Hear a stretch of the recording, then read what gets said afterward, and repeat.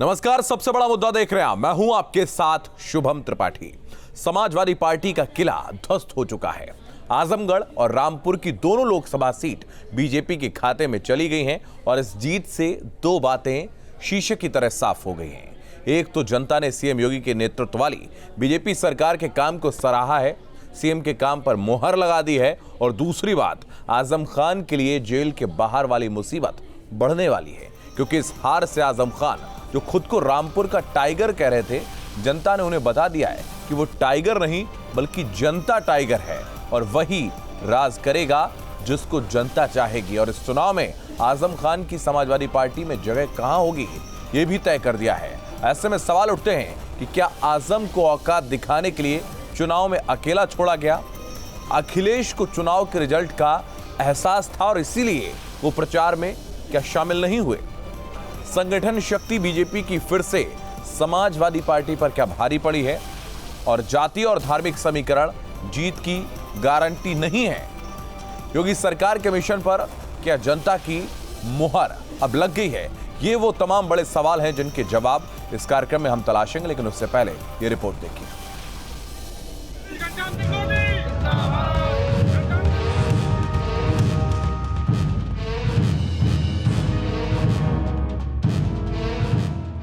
इन दो तस्वीरों ने जनता का मन बता दिया है। कोई खुद को टाइगर क्यों न समझे, जनता ने बता दिया कि गढ़ का खुद को सुल्तान क्यों न समझे। जनता जिसे चाहेगी वही सुल्तान बनेगा। आज के इस चुनाव ने एक बार फिर से प्रदेश के दंभी, नकारात्मक सोच और अपनी विध्वंसात्मक गतिविधियों के लिए कुख्यात ताकतों को, उन परिवारवादी ताकतों को एक बार फिर से स्पष्ट संदेश जनता जनार्दन ने दिया है।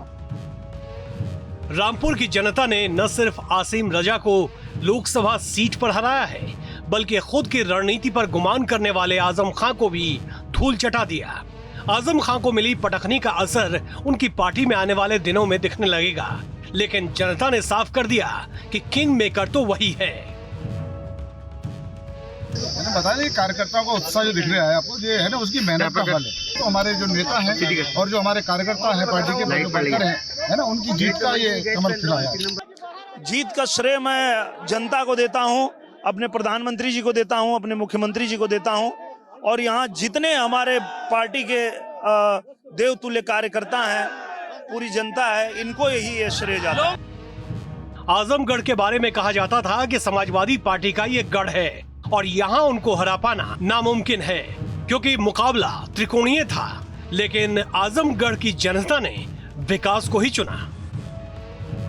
डबल इंजन की सरकार ने डबल जीत उत्तर प्रदेश के अंदर इस उपचुनाव में हासिल की है। बहरहाल रामपुर और आजमगढ़ की जीत ने साबित कर दिया है कि बीजेपी सही राह पर चल रही है।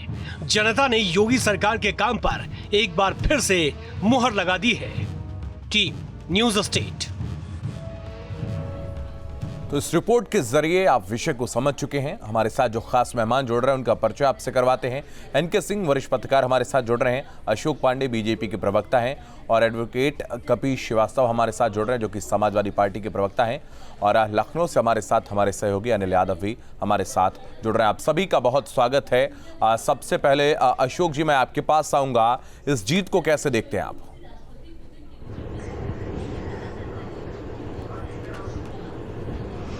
देखिए, आपको बता दें, मैं बल्कि ये कह सकता हूं कि उत्तर प्रदेश विकास की दौड़ में बहुत तेजी के साथ दौड़ने लगा। हम कहीं बैठ के एमवाई नहीं कर रहे थे, हम अपने मुंह मीठा मियां मिट्ठू नहीं बन रहे थे ये सीट हमारी है। और दूसरा, हमने पन्ना प्रमुख से लेकर अपने बूथों को मजबूत किया। हमारे यशस्वी मुख्यमंत्री जी सहित सारे मंत्री एक कार्यकर्ता की भांत लगे थे। हम उनके तरह नहीं थे कि मैं टाइगर हूँ, मैं आजमगढ़ मेरा हैया है, वहाँ मैं नहीं जाऊंगा तब भी जीत जाएंगे। हम अनर्गल प्रलाप नहीं कर रहे थे, हम जातियों का विस्फोट नहीं करा रहे थे। हमने लाभार्थियों को लाभ दिया, अंतिम आदमी के विकास की बात कही, जिसके चलते आज जातिवाद टूट गया, संप्रदायवाद टूटा है और भारतीय जनता पार्टी का परचम उन दो जगह से लहराया है जहाँ समाजवादी पार्टी का गढ़ माना जाता था, चाहे आजमगढ़ हो चाहे रामपुर। यह विजय अप्रत्याशित विजय है। निश्चित तौर पे हम प्रदेश के मुख्यमंत्री जी को, वहाँ की जनता को बधाई देंगे। जनता टाइगर है, उन्होंने नकली टाइगरों को नकार दिया और असली टाइगर विजयी होकर चले गए। असली टाइगर विजयी होकर चले गए हैं और जनता जो है वो असली टाइगर है, और जिन्होंने यहाँ पर जो है अपने मताधिकार का प्रयोग करके ऐसा किया है, आपका कहना है। एनके सिंह साहब, हम आपके पास आएंगे। दोनों सीटों के अगर हम समीकरणों को देखें तो रामपुर में तो आप देखिए अल्पसंख्यक मतदाताओं की संख्या बहुत ज्यादा, अल्पसंख्यक हम कह सकते हैं वहां पर बहुसंख्यक हैं, तो आखिर फिर ये परिणाम कैसे रहे?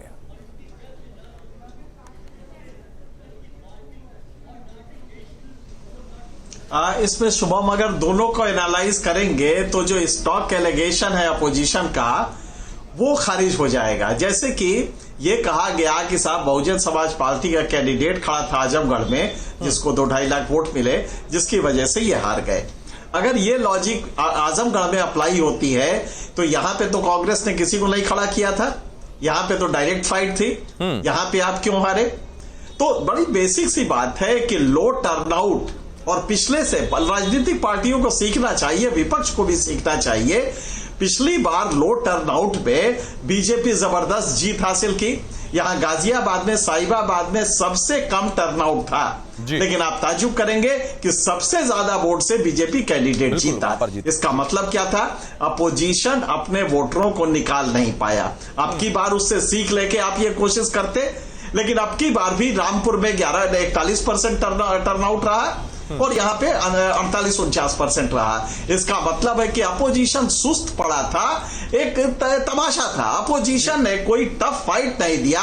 इसको अगर अस्तित्व का मुद्दा बनाते, इज्जत का मुद्दा बनाते, और इन तमाम आपने देखा महीनों में जब यूपी चुनाव हुए थे तब से आज तक अपोजिशन ने कोई टफ फाइट जनता के कॉज को लेके किया नहीं है। तो ये बहुत स्पष्ट है कि अपोजिशन को अभी बहुत कुछ सीखना पड़ेगा। अखिलेश यादव और समाजवादी पार्टी ये मान रही थी कि वहां पर तो आजम खान की सहानुभूति से भी काम चल जाएगा, वो जो जेल में रहकर आए हैं, इसको लेकर भी लगातार चर्चा हो रही थी।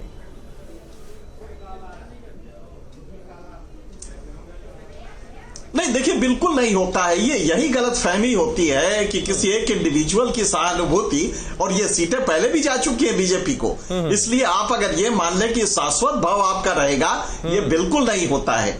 लिहाजा आपको वहां पे जमीन पे जाके काम करना होगा।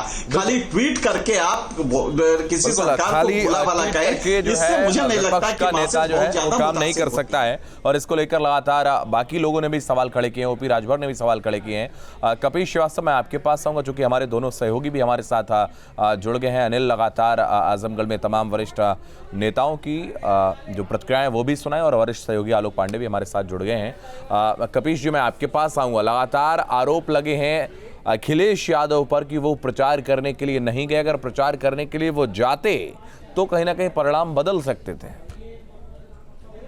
देखिए शुभम भाई, सबसे पहली चीज तो ये है कि ये रणनीति तय करना, चाहे उपचुनाव हो या मेन चुनाव हो या विधानसभा चुनाव हो, सब अलग अलग तरीके से, ये पार्टी के राष्ट्रीय अध्यक्ष का है। और आपको याद होना चाहिए कि इसी तरीके से हम पर तमाम चीजें उंगली उठी थी तब जब कैराना के अंदर एक उपचुनाव हुआ था, और जिसमें हम लोगों ने वो चुनाव जीता था।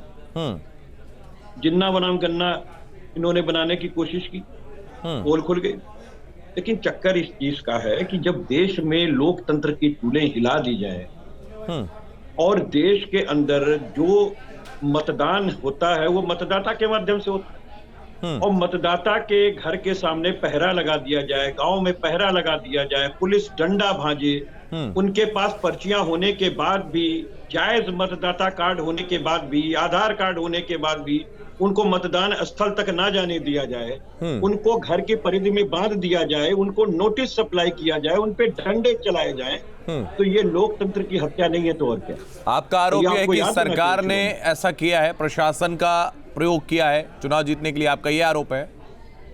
मैं तो शुभम भाई एक बात कह रहा हूँ कि आपका भी टीवी चैनल दिखाया, तमाम चैनल्स दिखाए, जिस दिन मतदान पड़ रहा, लंबे लंबी लाइनें लगाए हुए अल्पसंख्यक वर्ग अशोक के पांडे लोगों जवाब को दीजिए। उनके गांव में ही केंद्रित कर अशोक दिया गया। पांडे जवाब और दीजिए। हमने ये बात की शिकायत चुनाव आयोग ठीक से है, भी की। जवाब ले लेते और हैं। हम तो अशोक जी कह रहे बोलिए। हैं कि हमने कोई भारतीय जनता पार्टी से चुनाव नहीं लड़ा है।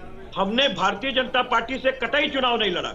अशोक जी जवाब दीजिए। शासन से चुनाव लड़ा है और ये लोकतंत्र की हत्या है जिसको शासन और प्रशासन ने जो है वो किया है शासन के मंशा के अनुरूप। जैसा योगी आदित्यनाथ चाहे, जैसे मोदी जी चाहे, वो परिणाम आपके सामने है।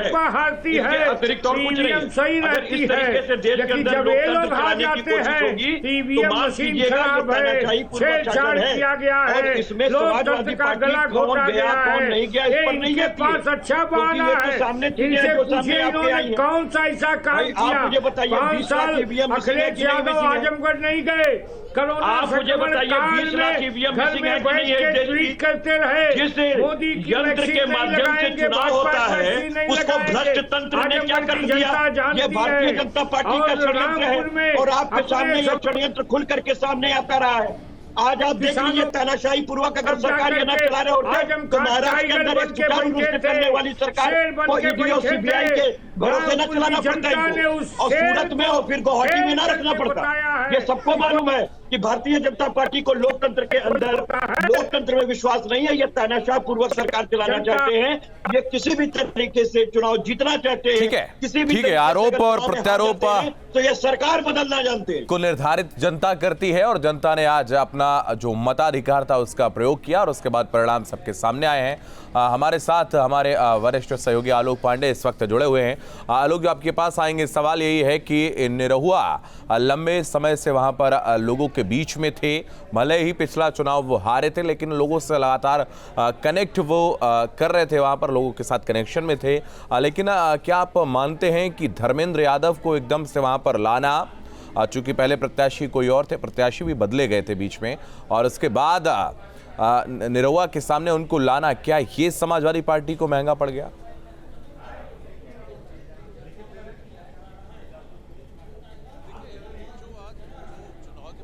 उससे दो बातें बिल्कुल साफ हो गई हैं। एक तो अब गढ़ जैसा कोई परिभाषा रह नहीं गई है। अगर हम किसी को कहें कि ये किसी का गढ़ है या एकाधिकार है, शायद आज के बाद से हम इस चीज़ को नहीं कह पाएंगे, क्योंकि गढ़ दोनों ही टूट गए। दूसरी बात है, अगर हम आजमगढ़ की बात करें तो यहाँ पर एक चीज़ बहुत साफ निकल के आई है कि बीएसपी का रेलेवेंस निकल के आया है। बीजेपी की उपलब्धि थी, निरहुआ जीत गया, लेकिन बीएसपी बिना गए भी, मायावती वहां नहीं गई, नहीं जा पाए, लेकिन बीएसपी का जो रेलेवेंस है, जिसे हम कहीं ना कहीं पिछले कुछ समय से खारिज कर रहे थे, उसने दिखा दिया जो वोट की संख्या है उसकी। और 2019 में अगर हम अखिलेश के वोट को काउंट करें तो साफ साफ पता लग रहा है त्रिकोणीय होते ही वो भारतीय जनता पार्टी के पक्ष में चला गया, अर्थात गढ़ टूट गया। अगर हम रामपुर की बात इसी के साथ कर लेते हैं, जहां पे एनके सिंह सर भी कह रहे थे कि वहां 1-to-1 था, फेस टू फेस लड़ाई थी, उसमें सबसे बड़ी बात यही है कि अगर राष्ट्रीय अध्यक्ष नहीं जाते हैं, देखिए ये राजनीति है, ये कोई धर्म का और किसी तरह के ऐशो आराम की चीज़ नहीं है, और वो भी पॉलिटिक्स जब 24/7 हो गया है, जब सत्ता के सामने या वो पार्टी जो कि साल भर चुनाव लड़ती है बूथ तक जाती है, ऐसे में रामपुर में अगर कहा जाए तो संगठन और बूथ उसने एक कमाल किया है, जहां टर्नआउट बिल्कुल 2019 से ठीक आधे पे गया था। ऐसे में भारतीय जनता पार्टी ने जो जीत दिखाई है वो संगठन और बूथ की ताकत की जीत दिखाई है। उनके कार्यकर्ता घर घर जाकर के निकाल के लाए हैं। ये इस बात की जीत है कि पार्टी, संगठन और राष्ट्रीय अध्यक्ष या जो नेतृत्व है, अगर वो मेहनत करता है तो नतीजे अच्छे आते हैं। बहुत संक्षेप में इतना ही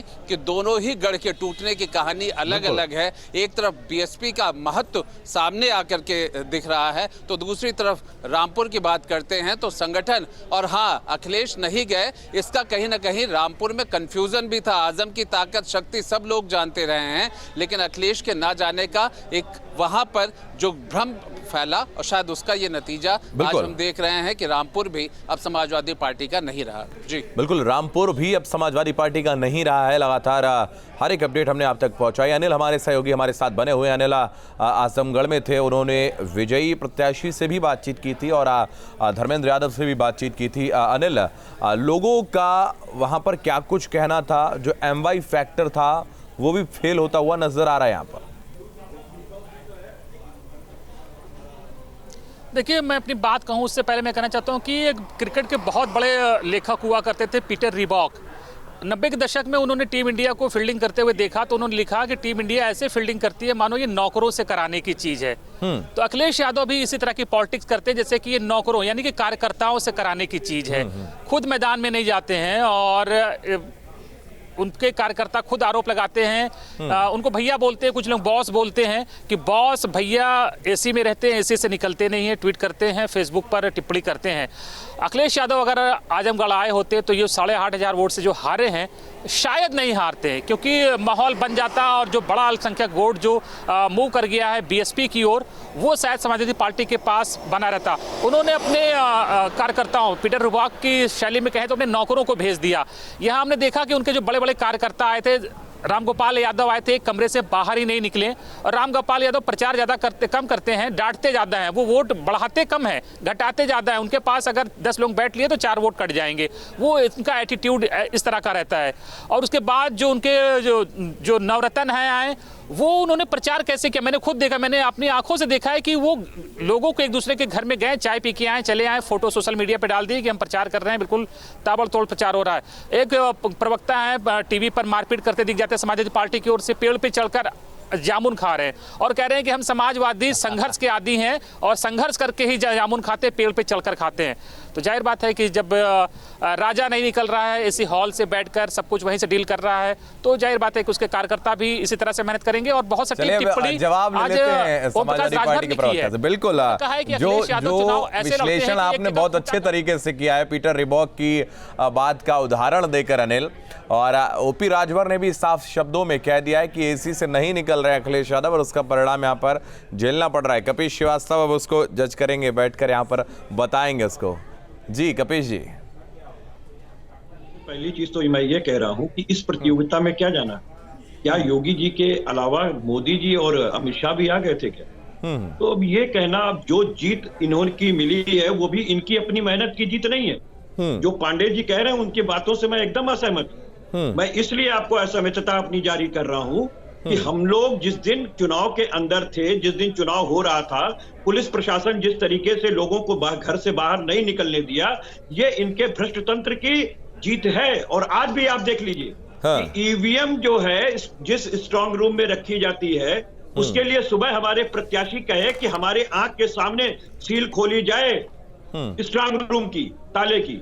आखिर हमारे ये विधिक अधिकार था हमारा, क्यों नहीं हमें मिला? तो इसका मतलब है जिस तरीके से बनारस के अंदर इन्होंने खेल किया, वही खेल इन्होंने राम के अंदर भी किया और इन्होंने जो है लोकतंत्र की हत्या करने की कोशिश की है। ये सामने है आपके। आखिर क्यों नहीं इन्होंने स्ट्रांग रूम का ताला हम लोग के सामने खुलवाया? आखिर वहां पे हमारे प्रतिनिधि का दस्तखत होता है, जो जब सील होती है तो उस सील को देखने का हमें अधिकार भी है। प्रशासन तो लगातार कह रहा है कि जो भी नियम है, जो कानून है, उसके तहत ही काम किया जा रहा है। कपिश जी, तो क्यों छीना गया? तो बात इस चीज की है कि आज लोकतंत्र की दोहाई कोई ना दे। ठीक है, इस समय देश में लोकतंत्र नहीं है, एनके सिंह साहब, दो चार चीजें लगातार जो कॉमन हो गई हैं जब चुनाव होता है उसके बाद, एक तो ईवीएम का रोना रहता है, एक प्रशासन का रोना रहता है, बाकी तानाशाही रवैया रखा गया। ये तमाम ऐसे डायलॉग हो गए जो हर चुनाव के बाद बोले जाते हैं। और 2012 का जो चुनाव समाजवादी पार्टी ने जीता था, उसके बाद अगर अखिलेश यादव ने जब नेतृत्व संभाला तो हार हार हार हार हार लगातार हार ही हुई है और यही डायलॉग जो है वो रिपीट हो रहे हैं। कितनी सत्यता है इनमें?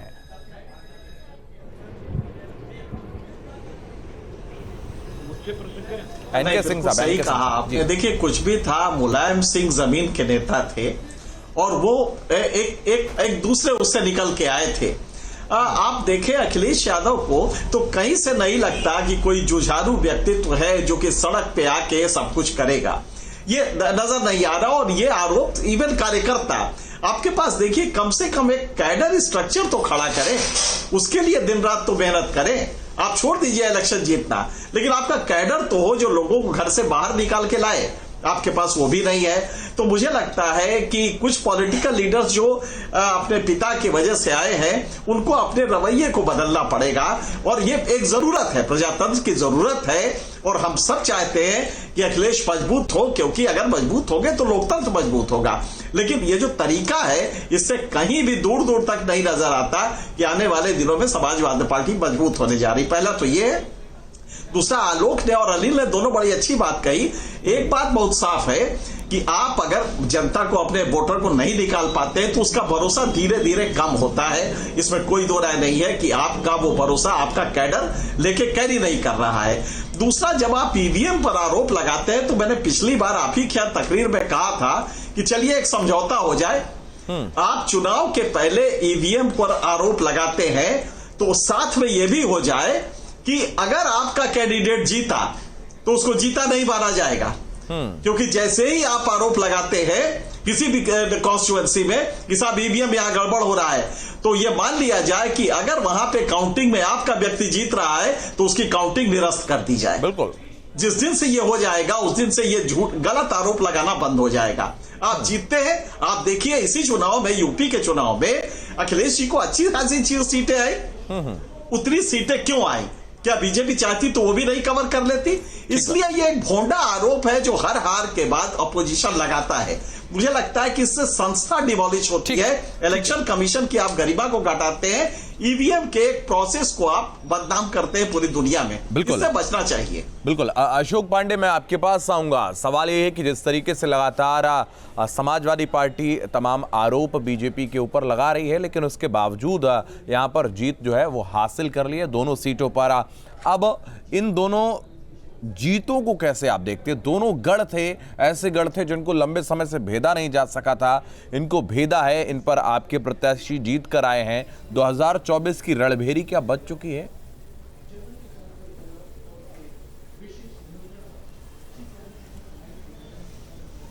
बता दें कि ये एक दम्भ था अखिलेश जी को कि ये हमारे परिवार की सीट है, ये कहाँ जाएगी। आजम खां को एक दम्भ था कि इस आ जाएगा कोई, और हम प्रारंभ कर दें और दम्भ से निकलना प्रारंभ कर दें और दम्भ छोड़ दें, तब तो सपा रहेगी, वरना दम्भ रहेगा, ईवीएम का बना रहेगा। और इसी तरह के टाइगर रहेंगे तो निश्चित तौर पे समाजवादी पार्टी खत्म हो जाएगी। हम नहीं चाहते कि सपा खत्म हो, क्योंकि लोकतंत्र में विपक्ष भी मजबूत रहना चाहिए। बढ़िया बात आपने कही। निवेदन है कि ईवीएम का बहाना छोड़ के अब काम करें। अखिलेश यादव जी घर से निकलें। चलिए, सपा के लिए इतना आपने सोचा है, ये अच्छी बात है। लोकतंत्र में विपक्ष रहना चाहिए। कपिल श्रीवास्तव जी, मैं आपके पास आऊँगा। सवाल यही है कि जिस तरीके से ओपी राजभर आपके सहयोगी दल के वो अध्यक्ष हैं और उन्होंने सीधे तौर पर सवाल खड़े किए कि एसी से नहीं निकलते हैं अखिलेश यादव। देखिए, ओपी राजभर साहब ने जो बात कही थी उस पर उनकी बात सामने आ चुकी। आज फिर से कहा अपने मकसद को भी बताया। आज फिर से उनका कहने का मतलब ये नहीं था। मैं तो एक बात दूसरी बात कह रहा हूं। बात इस चीज की है कि जब अभी विधानसभा चुनाव हुआ तो उस चुनाव के अंदर माननीय राष्ट्रीय अध्यक्ष जी ने जितनी मेहनत की वो जनता के सामने थी। लेकिन बावजूद उसके मैं कह रहा हूं कि क्या बनारस के अंदर 3 ट्रक ईवीएम पकड़ी गई कि नहीं पकड़ी गई जब ये बदल रहे थे? और इन्होंने क्या कहा कि ये प्रशिक्षण के लिए जा रही थी। जिस दिन गिनती होनी थी उसके एक दिन पहले, जबकि चुनाव आयोग इस बात को कहता है, चुनाव के नियम है कि कोई भी प्रशिक्षण, चाहे वो मत डलवाने का हो या मत की गणना का हो, विदिन 15 दिन पहले ही चुनाव से हो जाता है। तो देखिए, इसको कवर अप मत कीजिए। 20 लाख ईवीएम मिसिंग है। पूछिए इनके प्रवक्ता से, कहा है, कब बरामद कर लिया इन्होंने? हाई कोर्ट में इनको जवाब लगाना है। और मैं दूसरी चीज कह रहा हूं कि क्या छत्तीसगढ़ के इलेक्शन में होटल के अंदर नहीं तो फिर बरामद अखिलेश नहीं यादव हुई। आखिर प्रचार क्या करने क्यों नहीं पश्चिम गए? बंगाल के अंदर भारतीय जनता कपीश जी पार्टी क्यों के नहीं गए? विधायक के आखिर गाड़ी मैं से देख रहा ईवीएम था बरामद नहीं कि जिस हुई। दिन तो तंत्र और वहां यंत्र पर के प्रचार चल रहा था, षड्यंत्र का प्रचार ये का माहिर आखिरी है। दिन था, भारतीय जनता अखिलेश यादव पार्टी उस दिन जिन्होंने माफियाओं के घर में गए लोकतंत्र के को दबाया। थे। एक समाजवादी पार्टी के ऐसे माफिया के घर पर गए थे जिसने तमाम जमीनों को हटाया था, नहीं स्वीकार करेंगे, लेकिन आखिर प्रचार करने क्यों नहीं गए? नष्ट होते रहेंगे। कपीश जी, देखिए, पहली चीज तो हम ये बता दें कि ईवीएम का ठीकरा ऐसे ही नहीं है। मैंने आपको तथ्यात्मक साक्ष्य के साथ अपनी बातें कही। ईवीएम की बात, 20 लाख अगर ईवीएम चुनाव का परिणाम जिस दिन आता है उस दिन सबसे ज्यादा होती है।